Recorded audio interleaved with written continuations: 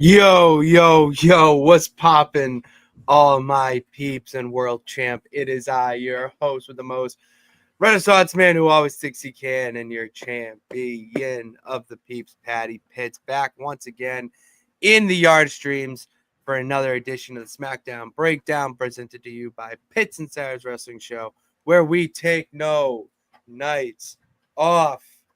And it's not just me, Patty P, here in the yard streams. I am joined, as always, by the best of the West you can't forget about, Sara Marshall. What's popping, girl?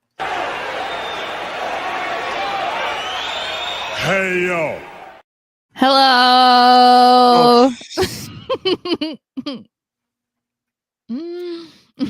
Switch up, I did not expect. I'm not gonna lie, I didn't expect that switch up. Sorry. They're still sitting here. So is my boys. Well, your boys are more relevant than the other guy, so that's nice. I guess so. But anyway, the title picture. Anyways, what's popping on this Sunday edition of SmackDown Breakdown? not a whole lot. Unfortunately. Well, I worked, but nothing's really going on in Patriots world, so yeah, it's really quiet during this time for the NFL.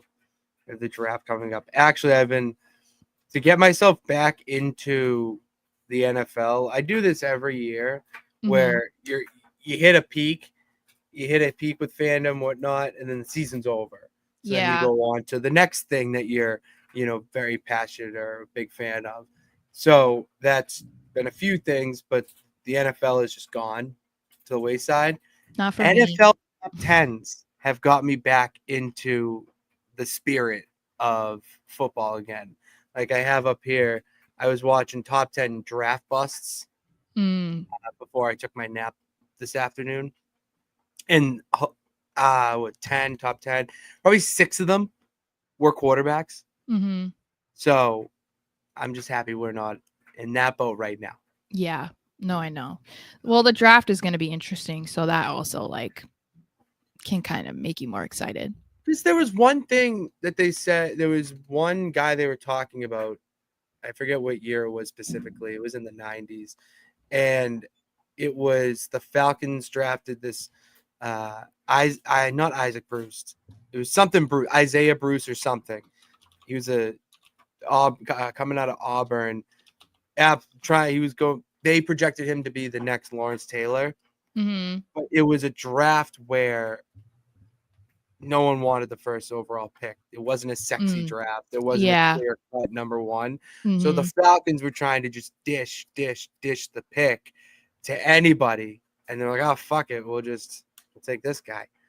So yeah, that could be the case this year, but it's more so I think this year it's probably going to be not a quarterback. So I mean, that makes it desirable for some teams because it's like I mean, I know people don't care about these chats, but the first 3 picks are teams that need a quarterback. It just depends on if they want to use that pick on a quarterback this year or if they're willing to, use a veteran and then wait until next year because this year's class isn't that amazing. Abdul Carter or Travis Hunter. I don't care. I know, but it's possible that they'll both be gone by number 4. Well, in my world of optimism. Hello? My clothes are done. We're doing laundry. We are dirty boy with dirty clothes. So let's hear from the peeps. Bernard, what's up? Sara, you got that lovely hair today. Oh, thank you. It's been bothering me. That's actually really funny. And Cleveland Browns, Johnny Manziel. Oh, baby. God, that was a hell of a year when they drafted him in the first round. Could not expect that. I'm not even going to put up Carson Wentz. Because Carson Wentz to the Browns does feel like that's the full evolution of Carson Wentz. Like, that's it. That's where he hit the full circle of hopeful MVP, gets hurt, then goes through this whole journey of trying to come back, that he's at the Chiefs last year. Now it seems inevitable that he would find himself on the Cleveland Browns. I think his downfall needs to be studied. It really does. He was unreal.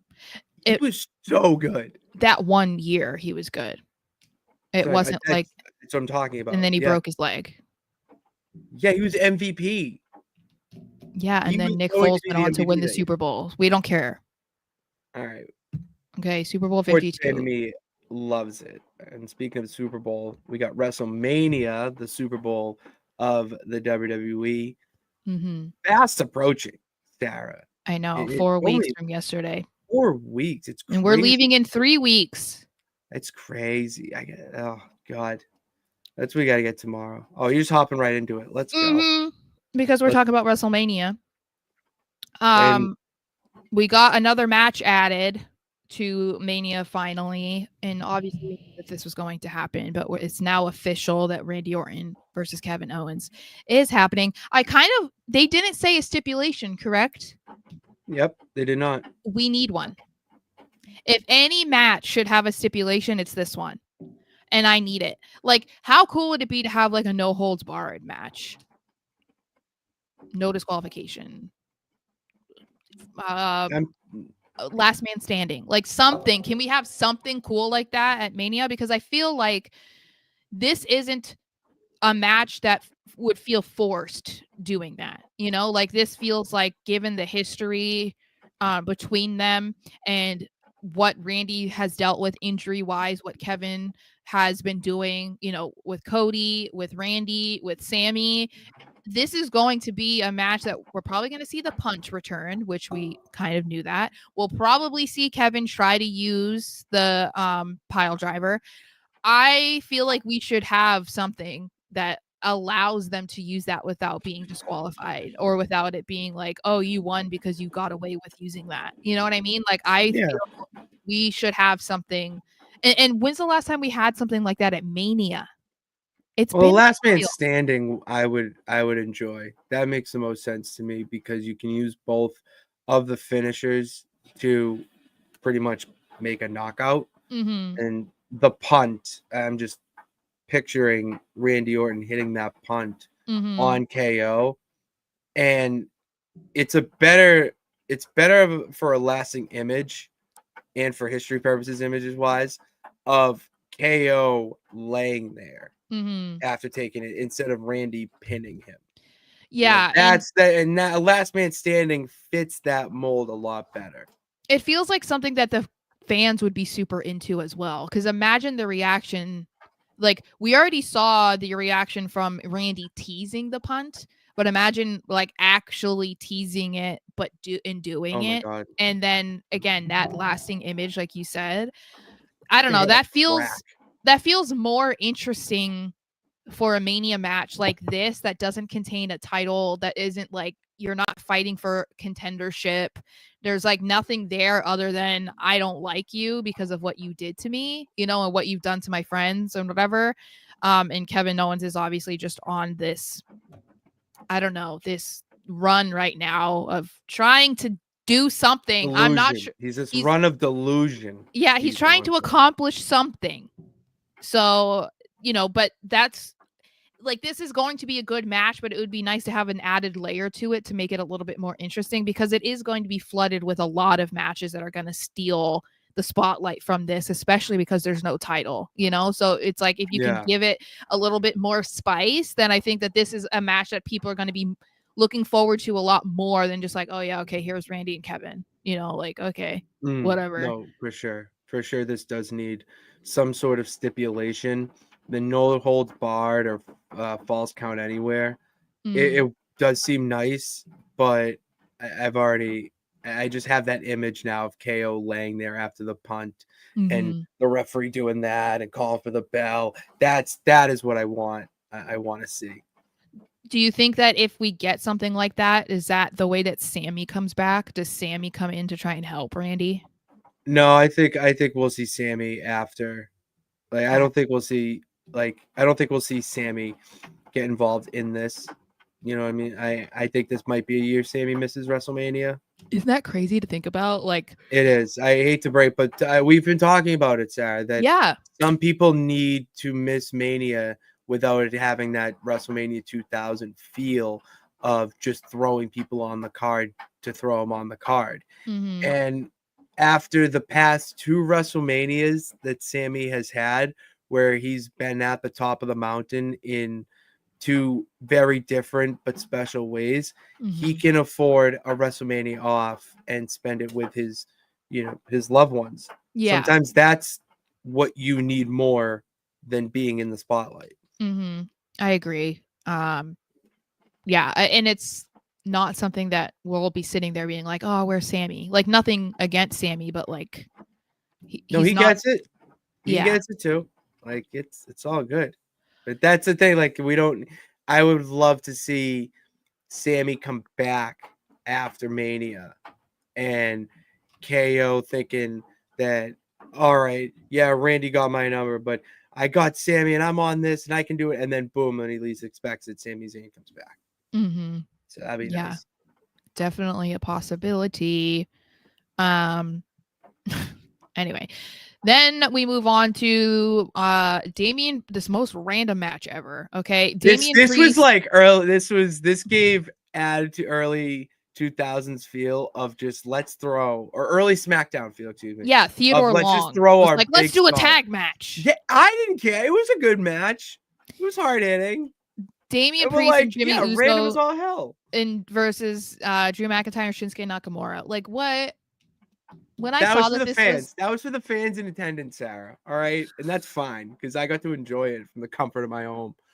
what I thought was interesting about this was the conversation after the match online. Because obviously Drew gets into it with Damian and like, screaming at him as his face is down on the mat. And so we know that unfortunately the inevitable future is going to be Damian Priest versus Drew McIntyre at WrestleMania. And that conversation began after this match, and people were kind of trying to figure out like, okay, are you into this? Are you looking forward to this? Like, did this make you more excited for it? And what I thought was interesting was the reaction, and people were saying, oh yeah, Drew has made this great. Drew just made this personal. Drew is, making this interesting for me, whatever. And I'm like, it's sad because that's the only reason why you would look forward to this, is because Drew is so good at elevating his opponent and elevating the story that you're actually looking forward to this match.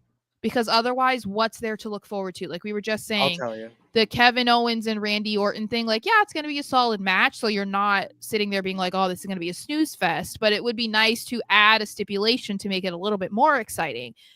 You could kind of say the same thing with Damian Priest versus Drew McIntyre. Like, yeah, it's going to be a good match, but like, what am I really looking forward to other than that? And it's not like every single match at Mania has to have that element to make it a good match or make it worthy of watching, obviously.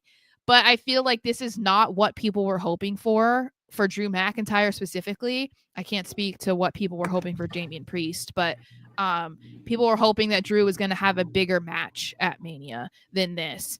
But I think, yeah, he knows that if this is the route that they're going to have him take, that he needs to make this feel like a big match, a big moment. And I think he's doing that so far. It is a big moment, Sarah. It actually is a big match for Drew McIntyre's story, because this match is about Damian taking Drew McIntyre's moment at WrestleMania last year.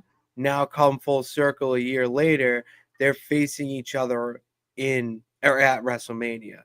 That's the story that I'm seeing with this, and to be honest, love it.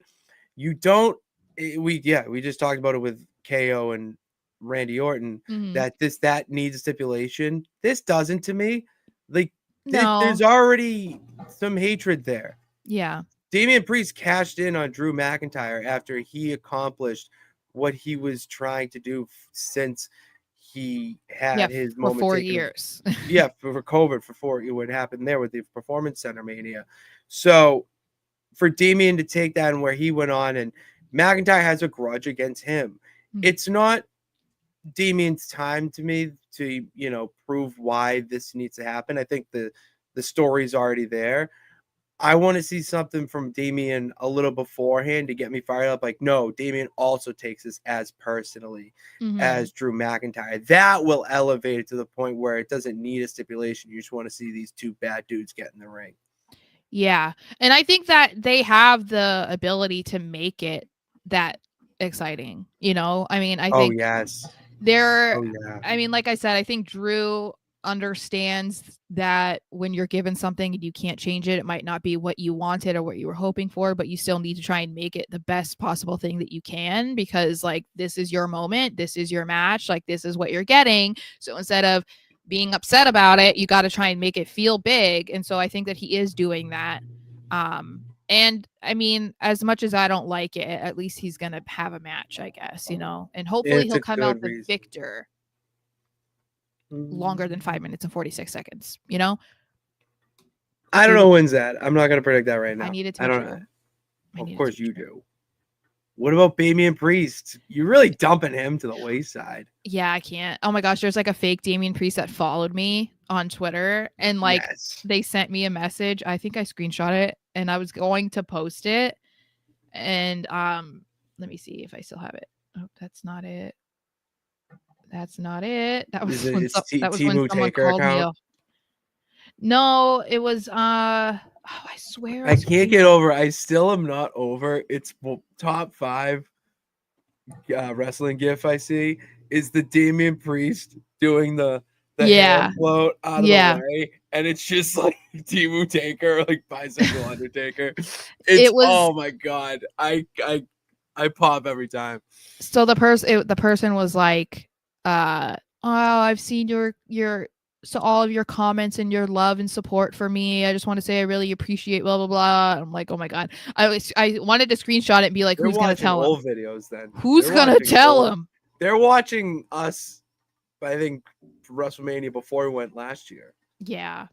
Because that's and then it was F you, Damian. You did that to my guy.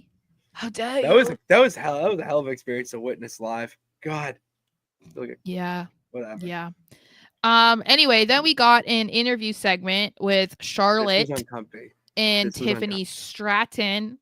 And the biggest takeaway that I saw from people is that Charlotte completely dominated Miss Tiffy. And people somehow think that this meant something, that this somehow put Charlotte in front of Tiffany. I think that if my first reaction to people saying that is if Charlotte didn't do that to Tiffany, like if she didn't clearly win the Battle of the Words, that would be worse. If she didn't. How long has she been wrestling? How long has she been in WWE? It was awkward, Sarah. It wasn't good. Like it was really weird to watch Charlotte or the whole thing. Oh, okay. The whole thing, because Charlotte was trying to be the alpha queen in the whole thing. Mm-hmm. And I really hate to use this term, but it's the first thing I can think of is she went full on Charlotte Hogan.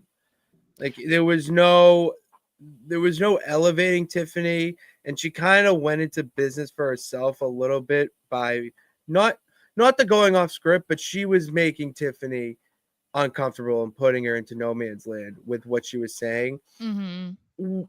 And it was so awkward. Tiffany was trying to just be her. Yeah. And you can tell that she needed some elevation.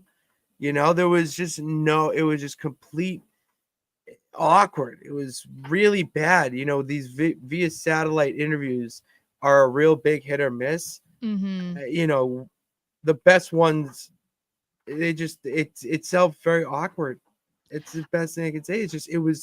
I was cringing the entire time watching it because I just felt like Charlotte did not care what Tiffany had to say. Mm-hmm. And there's so many other ways to do that without completely taking her away from it.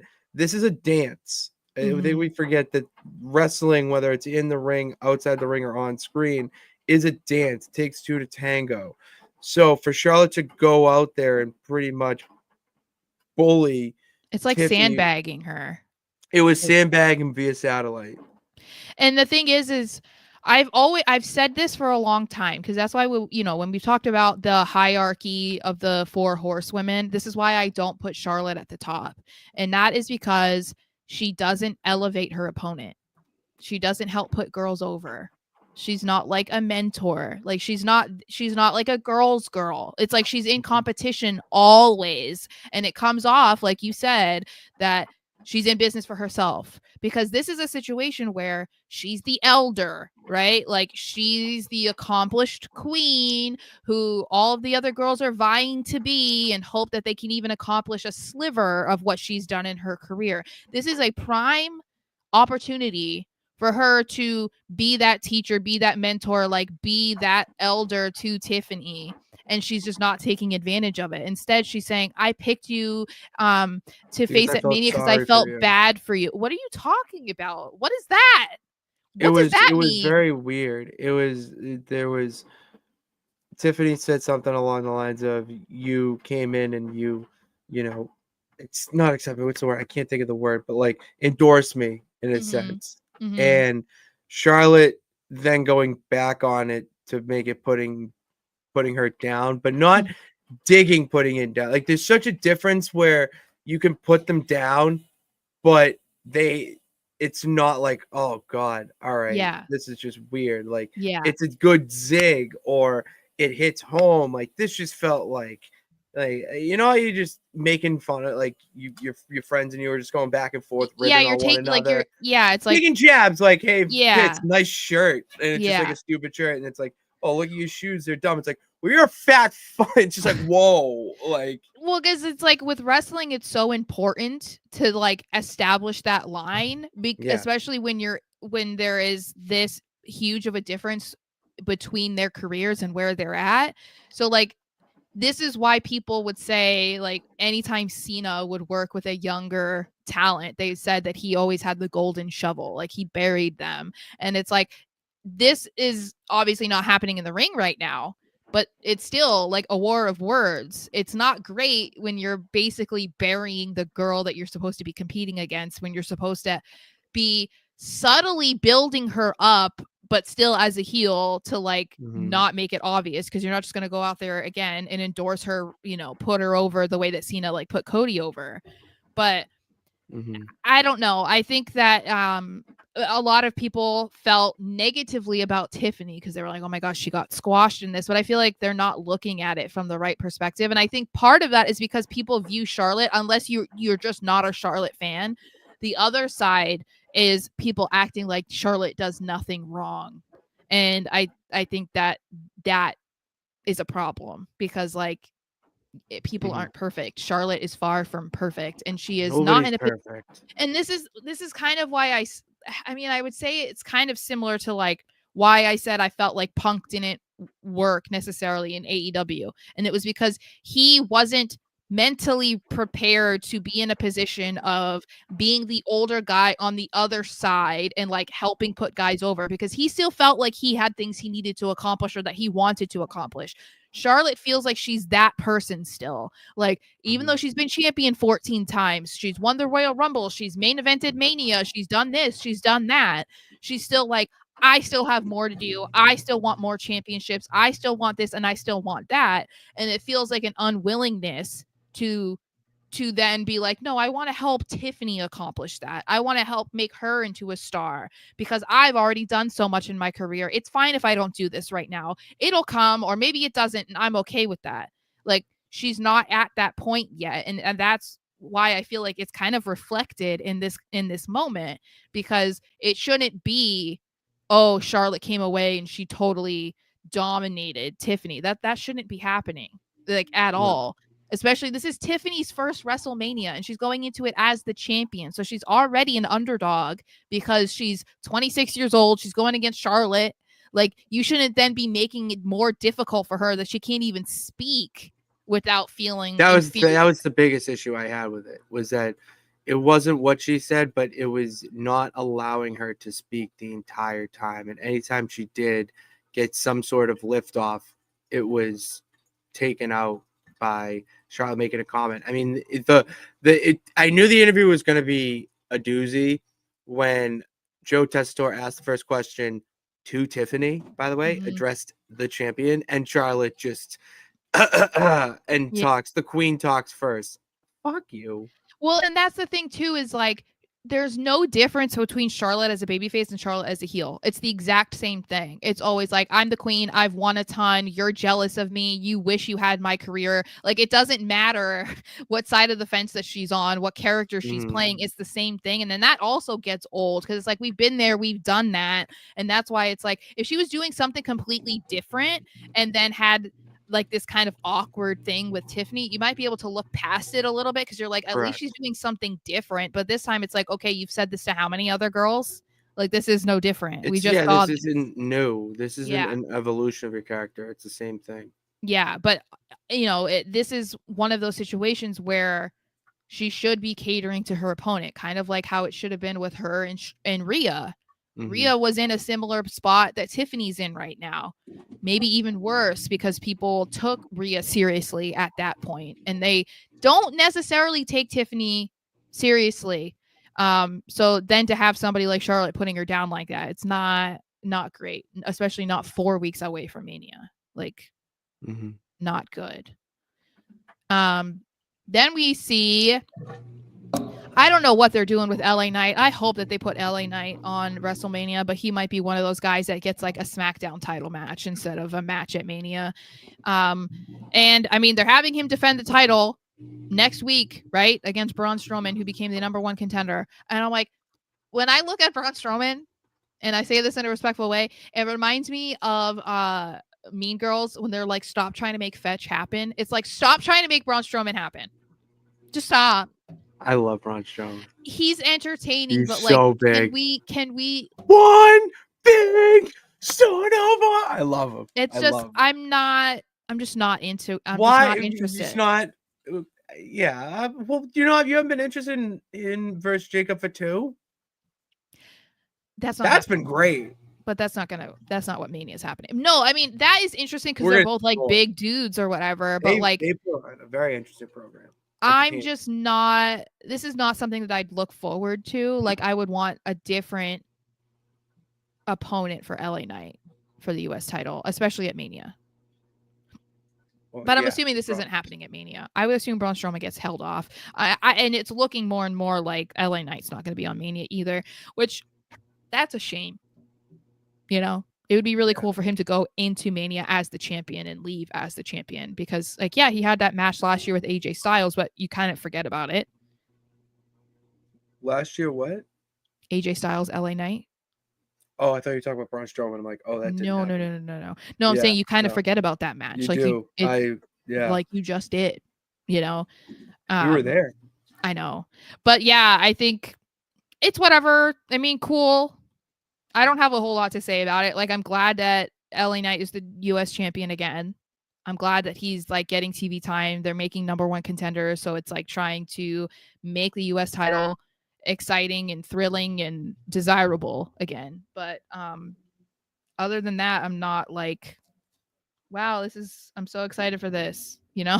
Like, I think this will be a good match. I, however, feel there's going to be some interference involved because Jacob Fatu lost the match because of Solo Sikoa. I know, but I think that's going to take off. That was else. Like, you could tell once Braun Strowman won the match via DQ because Solo Sikoa got in the way. Jacob was pissed. He's looking at him like, what are you doing? And then everything that happened backstage.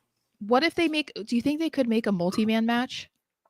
It's too much. Well, because this is why. Because follow-up to this is it looks like they're going forward with Jacob Fatu versus Solo Sikoa again, which people thought was what was going to be the Mania match. I don't know, a few weeks ago, and then they kind of like have.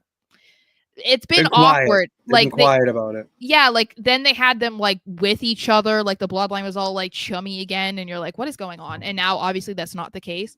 But I'm wondering if maybe they don't exactly feel comfortable with Jacob Fatu versus Solo Sikoa like as a singles match. That I wonder if they would put them in like a fatal 4-way for the US title, and then they can kind of build upon whatever Jacob and Solo do in that match for like, you know, the future. Maybe. That's not a bad thing.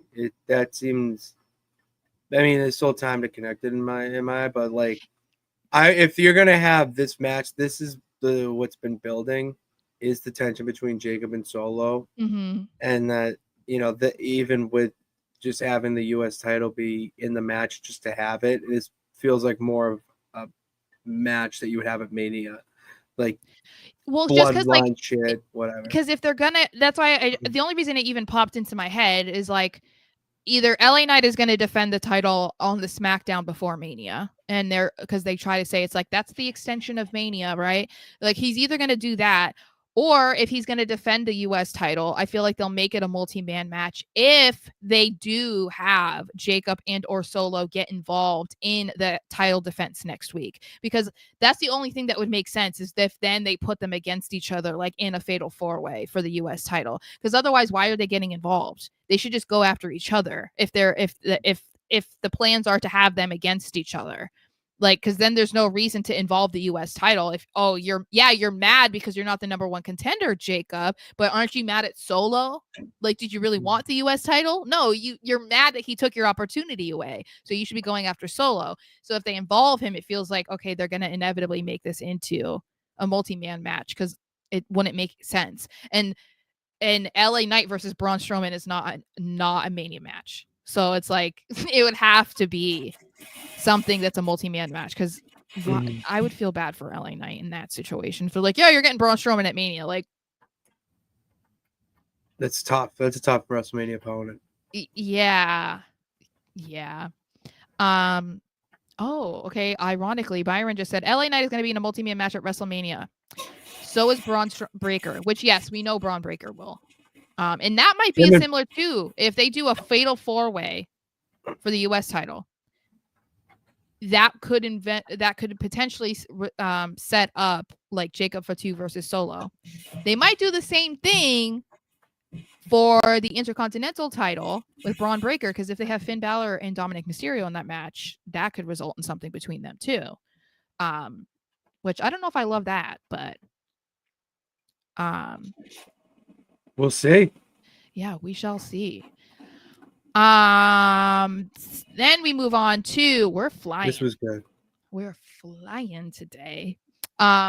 Liv Morgan versus Jade Cargill. I am shocked at the reaction that it got, because these two women get quite a bit of negativity from the IWC individually. So the idea of them facing each other just felt like it was gonna bring on a lot of hatred, and I'm just glad that that wasn't the case. I saw most people were like, wow, they have really good chemistry, that was a really good match, and hats off to Liv Morgan, because my girl is the first one to pin Jade Cargill in her WWE tenure, so that is huge. I was a fan of that decision. Yes. Especially with the story, right? Because like this whole argument that Jade has of, I never said Liv and Raquel attacked me. That was other people. And it's like, yes, but you also never came out and said it wasn't them. So it's that's the whole point. That's what's really good about this whole thing. Yeah, and so that's why it's like you kind of are responsible, because you allowed that narrative to take off and to continue building. So I think that it was important for Liv to win this, especially because it felt like this would be unfinished business while she's trying to be the women's tag team champion with Raquel. If they didn't settle this. Now they have this settled. Obviously, we also saw Naomi in her new gear, which I'm like, oh girl, the caution tape. I was like, oh, the caution tape was awesome. I love that inspired gear. That was very good, very creative. It fit, with the scene of Jade when they found her on top of the car. But I saw something that online that they're telling the story through fashion. Yeah. Yes. Which is really interesting and a very different approach than we've seen before. Yes. And maybe we have seen it, but they're elevating it to a new level. Well, like the New Day have done it. They're doing the New Day have done it, and other people, but like what they're doing has been fantastic. With Jade coming out in the all white and red splotches. You have Bianca in the blue tier color like Mm. of her suit, Mhm. and then the like it's very well done. Well, and I then want to applaud they were them. wearing white. She was wearing black. It's like, Yes, like yeah, it's been done so well. yeah. Done very So, well. um, obviously that's the end goal here. The beef with Liv was just like an opportunity to get Jaden to a match. So like that wasn't the big takeaway from this, but I do think so far they're doing a good job with how they're navigating this storyline and how they're setting it up. Like I mean there's still 4 episodes of SmackDown I think until Mania. Yeah. So there's plenty of time for this to be another match added to the card. So I'm interested to see how they do that, because I think a lot of us are still waiting to see how they potentially put Bianca into this, because it doesn't feel like she's off the hook. She I'd can't. like Bianca as a special referee at Mania. I mean, Have these two fight and then have Bianca be special ref. maybe. I mean, Oh, they would have to do it. that's how you It would do have to it. be different nights though. So that would be the only thing, because she's in a match. But it would be interesting because it would see where where's she gonna, who's she gonna be loyal to? Who's she gonna align with? That's what I'm saying. I don't know. And that could be where we see her screw over Naomi or something, which could be interesting because the double turn, I always find that the most fascinating when people double turn in a match, because that is something that I feel like we don't see often anymore. Like it might organically happen just based off of like how a crowd reacts. So it's kind of like you have to do it in that moment, but you never really see it a planned switch. You know what I mean? I think that could be good, because I do think that Naomi has the potential to be a good heel, but I still feel like Bianca could be better. And it feels like it's such a miss to not experiment with that. Like I know that when we've talked about this before, people have been like, she doesn't want to be a heel because of all the work she does with charities and with kids and stuff. And I'm like, John Cena? I'm sorry. Like John Cena just did it, you know, and like he's like the biggest ambassador of like charity work and stuff with WWE. Is the And most Make-A-Wishes in company history, and no, that's in Make-A-Wish Make-A-Wish company. history. That's like, that's Make-A-Wish company history. yes, Not yes. WWE. Yeah. So it's like if he's willing to do it, I think Bianca is not untouchable in that regard, because it felt more like they would not do that with Cena because of that. But we also know, like we've said it so many times, they send heels to do charity work. One of the ones that they use the most is Austin Theory, because he's such a nice guy. So if they really cared about keeping kayfabe alive, they wouldn't do that. So it's not like, oh, Bianca can't do this now, you know? I just think it would be, it's just a huge miss if they don't. But how they do that, I don't know. I like your idea. If they did, I know there's a guest championship match, but referee. do it. No, I like that. Again, because I think that we need to see a little bit more of that, because I think when you think of Mania matches, you want it to feel like something that couldn't just happen on a regular episode of Raw or a regular episode of SmackDown. Like, yeah, there's elements to it that make it feel bigger, obviously, because maybe this match is too big to just happen on weekly television. But it's like the entrances and the stipulations and stuff that makes it feel grander. That makes it feel like, oh, this is why it was made into a Mania match. You don't want a card full of matches that are just straight singles matches or straight tag matches, because then it's like, what's so special about that, you know? So adding something like that, I think, is interesting. It could be even more interesting if they did that. No, because they're not. Yeah, it would have to be night 2, which I guess depending on the outcome of her match against Io and Rhea could dictate how they would go about it on night 2. So that could make it interesting. Yeah. Nathaniel thinks that Bianca will turn on Jade at Mania. Interesting. It's something, yeah. It's something. Something's got to give there. It still would be interesting if they turned on Naomi, though. I still think there's a move there. Oh, well, for the double turn. That's what I was talking about. The double turn. Anyway, moving on to, as I was just talking about the tag team scene, the Street Profits, they were on SmackDown against Los Garzas, and we don't really care about that. all the respect in the world to you guys, but here we don't care, because you know what we do care about? We care about the Street Profits defending the tag team titles against Pretty Deadly on SmackDown next week. And I'm very excited. Okay, because my boys are going to be on TV.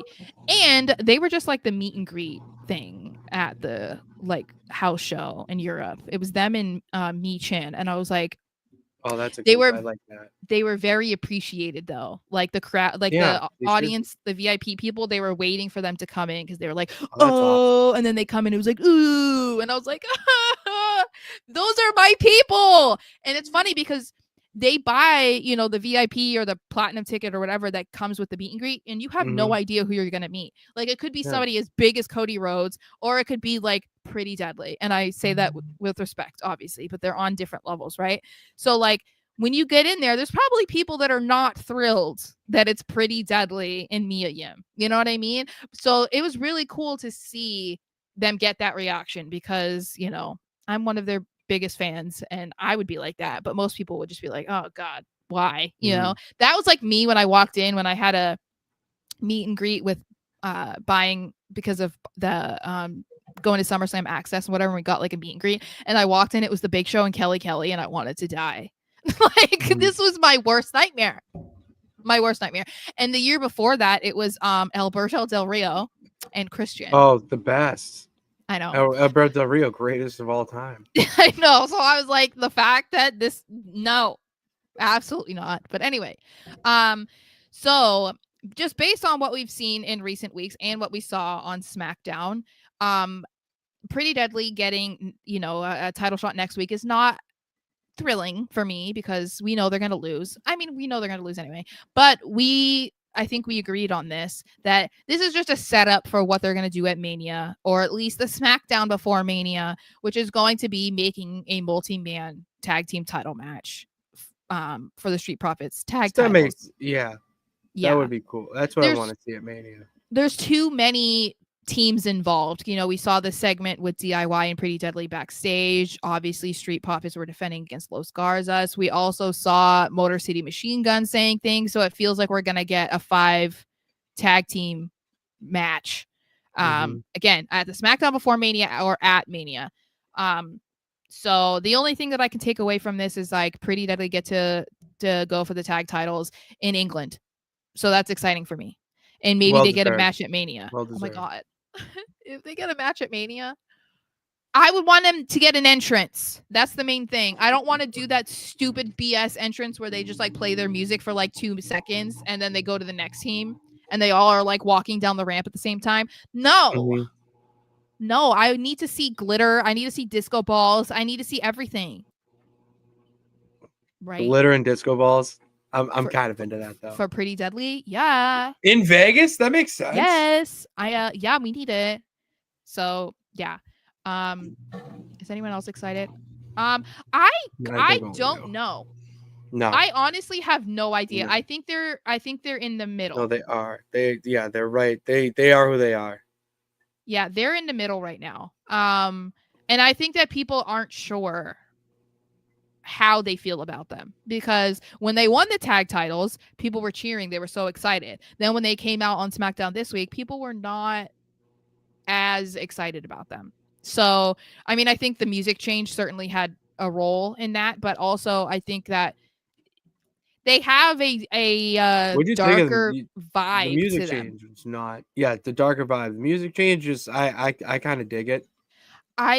I didn't love it just because it sounds like Solo Sikoa's music. I get it that they are going to use similar people, but it's like his voice is so identifiable that like I cannot not hear Solo's, and I love Solo's song. So it's like when I hear it, I just am like, oh, this is the same guy. So like I don't know how I feel about it. But yeah, I think they're kind of tweeners right now, which is interesting. Because the last time when they tried to make them heels, it didn't work, obviously. And yeah, they're too beloved. That's the problem. They're too loved. Yeah, but I think they're doing it okay right now. Like it feels like they're doing. They're loved right now, but they got that darker side to them. Yeah. Why can this not let me delete this? Like I don't understand. It's like not letting me delete them, but whatever. But the banner? Yeah, it won't let me delete it. Anyway, So there was no main event match on SmackDown this week. Instead, it was a main event moment, a main event segment, Yes. because we finally got to see the return of Roman Reigns and CM Punk. Roman hadn't been seen since the Rumble before he got involved in the cage match. None of them besides Seth were at Raw, so this was the first time that they have all been in the same building at Under the one same roof. time. Huh? Under Yeah, one under one roof was roof, the yes. tagline. And so obviously they were talking some trash to each other, blah, blah, blah. It ended up in a brawl. And people were not very excited about it. I think that I don't know what people are expecting from Yeah, this. I thought this was pretty good, to be honest with you. I liked this whole segment, and I was specifically a fan of Punk coming down, shooting, saying how they both have not beat him without the help of one another. Mm-hmm. That starts it off. That's what was good about it, and then run into a brawl. There's no need to have a triangle back and forth right now, because you haven't set up the match. You're just setting up the beef, and you established all the beef with each of the three, and you put you threw the favor out there. You wouldn't have got to the Rumble without my help in War Games. Oh, Mm-hmm. Paul, I'm still owed a favor. That tease. Oh yeah, they haven't forgot about the favor either. Mm-hmm. And then before you have Roman go in to say something, boom, attack. Because when Roman talks about it, it should be a bigger moment, not like finally announces whatever. It should be a bigger moment, not when they're three in the ring. And he said it. I'm looking for a fight. I have my hands taped, not to hold a microphone. So you knew it was going to be a brawl. I am a fan of that, of the brawl happening. It establishes the heat, the hatred. Do The you think it's tension they been have. overused though? No, it's wrestling. There's gonna I be think brawls. I That's the whole don't point. mind the brawls. I think that it's just they've been really leaning on that recently. That's the only issue that I have, because we already saw it between Seth and Punk. We saw it obviously with Roman after the cage match. We just saw it with Tiffany and Charlotte. So it just feels like it's being a little bit overused right now. Like, just because I'm in a short period of time, it was like over the course of 3 weeks, it was like boom, boom, boom. And it was like, okay, like we get it. I think that the underwhelming feeling is valid. Like, if you're not being moved by this, then sure, you're entitled to feel that way. And I'm not necessarily like unmoved by it, but I think we knew that this was going to happen. We knew that there was going to be a triple threat, so that kind of took the excitement out of it, or the lore out of it. You know what I mean? Like, you knew this was coming, so you were just kind of waiting for it to happen. So that takes that out of it already, because like you're just, again, waiting for it to happen. So I don't know what people were expecting of how it was going to be set up, or like what they felt like was a better way to set it up, especially when we have 4 weeks left. That's what I mean. Like, why you got to brawl now? We still have 3 weeks before they get in the ring with each other, 4 weeks or whatever. Yeah. Like, you need to establish the match. The match has not been announced. The only people who have announced the match are the IWC. They haven't announced the match. So you have to have this brawl so that they can announce the match. And then once the match is announced and you have it, like, for so long now, you think a match is already in place, where it has not been announced on television. It's all talk. Yeah. So certain things that happens, like, well, why they do this, it's going to happen. No, they didn't announce it. You in your mind just think that because you've seen so much of the hype for it online, that you are missing key parts of the story before the match gets announced. Like, you're jumping ahead. You're not reading or watching close enough. That's my biggest issue with these peeps. Well, and I think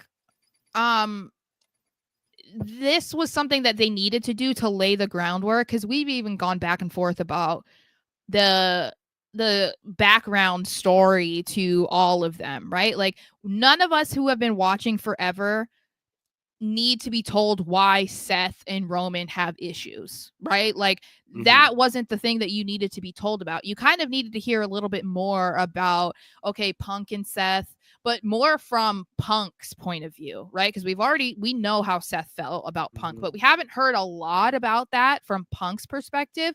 And we certainly haven't heard a whole lot of how he feels about Roman. So I feel like this was that moment. That's why we didn't need to hear from Roman. Hearing from Seth was interesting because he hasn't been face to face with Roman, or like had a conversation. So like laying that groundwork was important for this. We have, again, 4 more episodes of Raw and SmackDown for them to figure out the rest of it. Plus they add in, the Paul Heyman favor. So that's lingering. And it's like, what is that going to be? How is that going to come to fruition? There's a lot to look forward to. And unfortunately, just a lot of us are smarks and we try to predict things, like you said. So that, again, might be why people were underwhelmed, because it was like, well, we already decided this was going to be a triple threat from the Rumble. Like, yeah, you were waiting 2 months for it to finally be announced, but like that doesn't mean it's bad. No. There might be a fair argument to make in 2 weeks to say that it's still underwhelming, but I think right now it's too early to say that. But way too early. Way too early. Oh, Trainer Red is here.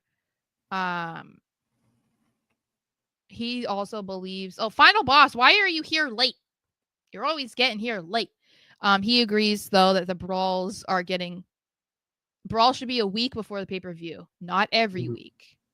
Agreed. What did he else see? I feel like there needs to be more promo work, personal attacks, and match screw-overs instead of brawls. Yeah, I think that would be a little bit more. It would make more sense than just like all-out brawls every week. Also, there aren't enough one-sided beatdowns. That is fair. It would be nice to just see Seth lay out Punk or something. Like that was what was good about Drew versus Punk. We saw Drew do that multiple times with Punk. What if The Rock is the special guest referee for Cena versus Cody? Oh my God. That is a really interesting thing to think about, because Cena's a company guy. So like, he's not coming in without support from the back, but The Rock is on the board of TKO. So like, he's a company guy.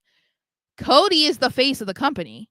So like, they're not going to go against him. It's just going to be a full-on company match. So would Triple H really do that though? That's the thing. Would you put Cody in that situation after what you allowed last year at WrestleMania? You had him fight 2 nights in a row. You had him have to be in a match, tribal rules, tribal combat. Like, would you then next year be like, oh yeah, you're going to face Cena and the referee is going to be The Rock? Like, would you? That's awesome. That's a hell of a tight. I think that works if Cody retains. If he retains, but yeah. I don't know if I love it if Cena wins, because it's tainting that win. But do you care that I don't want him to win. Was tainted, or do you really care? Like, in the grand scheme of things, are you going to really remember, oh, well, his last one, it was The Rock? Well, I don't want him to win 17 as a heel. So, well, it might happen. I know, and I don't love that. It very much might happen. But there's also a chance for him to do it in December at the last pay-per-view in his hometown. So yeah, you're just hoping for that because you want to be there for that. No shit, Sherlock. Yeah, that's the only reason you're saying it. But he could, like, you never know. I would love that, but I don't know. Final Boss says The Rock is the ref, and then Stone Cold returns to save the day. That would be so Attitude Era. That's not even funny. Stone Cold saves the day to have someone else win. They've teased Stone Cold being there. Stone Cold has said it too. Yeah. So yeah, Stone Cold. That would be. I would be kind of pissed though, only because we wanted to see him so bad last year. We got Undertaker. I know, but I've never seen Stone Cold though. Neither have I. I've seen Undertaker. I haven't. It was awesome. the gong hit, and I'm not kidding you, I had an out-of-body experience. My soul left my body. Yeah, no, that would That be me was hearing the glass unbelievable. shatter. I'd pee my pants. You know, We would have to play a slot or two to hit jackpot to get tickets. Like that's what we're no, I at know. right now. I've thought Trainer about Red it. likes that. Nathaniel said, "Why don't you want Cena to win as a heel? Because I want everybody to be able to celebrate when he wins 17. I think that would be more fun.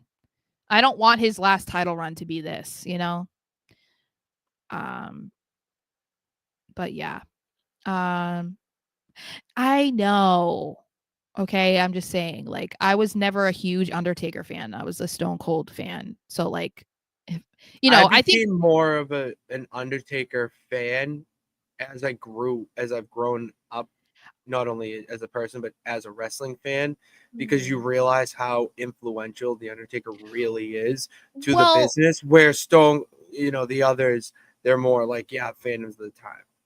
Well, I mean, I respect the Undertaker. I just mean, like, as from a fandom No, perspective, like, watching I him would live, much completely rather agree. see Stone Cold Steve Austin than the Undertaker. Like, that would just be my preference. Like, but I mean, I'm not complaining about being at WrestleMania 40 and getting the Undertaker and Cody winning the title. Like, I'm not complaining about that. You know.